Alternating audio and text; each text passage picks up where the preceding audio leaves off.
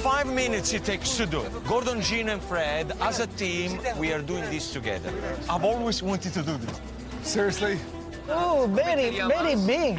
He's got a big head, yeah. Big head. Nice to meet you too, yes. Can you make me, like, nice for my wife? And do you want anything done? No, just in case we can smooth things up, anything we can tighten you up. Yeah. Can you get the French conch in? The big grand nez. It's like a pelican.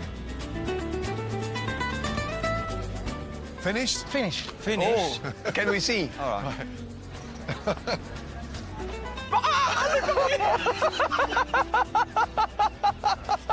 But look how camp you look, Gordon. He's got a quiff right. Look at that. Johnny Bravo. I look like a cross between Donald Trump and a fat Jamie Oliver. And you look like a thin Wayne Rooney. I mean, what the is that? Wow, guys, this is awesome. This is brilliant. I thought you were going to help me out a little bit, no?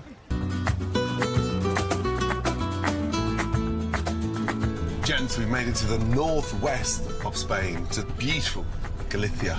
This is a region like no other. The coastline stretched for over 900 miles. It's rugged, it's sort of furious, it's wild. The Galician style never really gets the look in. Everyone talks about tapas in Barcelona and the richness in Madrid, but no one really understands the sort of the gems that are unearthed on this beautiful rugged coastline. Both of you are going to be blown away with the local food.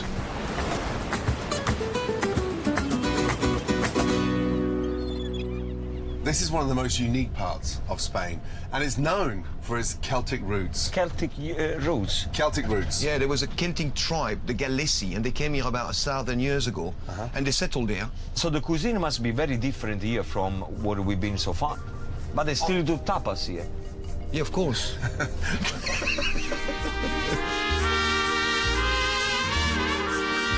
So far, we've eaten our way through the Costa del Sol. Now, we're off to the northwest to discover the secret culinary capital of Celtic Spain. First, it's a trip to the coastal village of Cambados to get our hands on some stunning shellfish and serve up a seafood feast, before heading inland to learn the heroics required to make wine in the Ribera Sacra, with our culinary pilgrimage ending in the cathedral city of Santiago de Compostela. Hey, everybody gather around. Yeah, yeah, yeah. Do the clam, do the clam. Dig right in and do the clam. We've arrived in Cambados, and I'm taking the guys to join a masterclass in harvesting the Almeja rubia galega.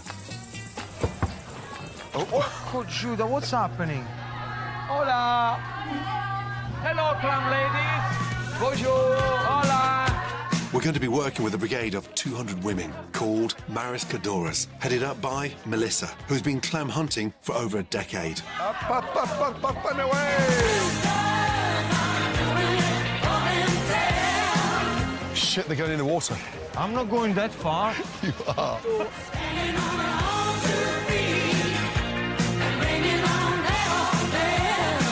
This practice has been handed down through the local women from generation to generation. How far out are we going? Oh, yeah, I'm already tired. Historically, the women of the region were left behind while the men went fishing. Farming clams was a way for them to supplement their own income while juggling the demands of home and family. Melissa, are there lots of ladies wanting to do this? La generación previa a la mía convirtió este trabajo, que era solo para gente pobre que no tenía que comer, en un trabajo digno, con unas condiciones laborales.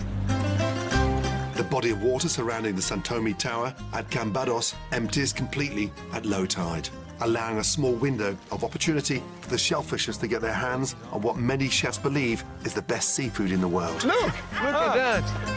The women use basket rakes to sift through the sand and sea to get the best clams that burrow around 4 to 8 inches below the water. Wow. And that's the size? Wow. Wow. She prefers a size more big. In the UK, we cook with that size.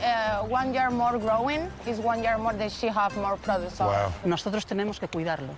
El mar nos lo da todo. Wow. Come on, Fred. Time for us to have a go at this back-breaking work. Is the technique. Melissa made it look easy,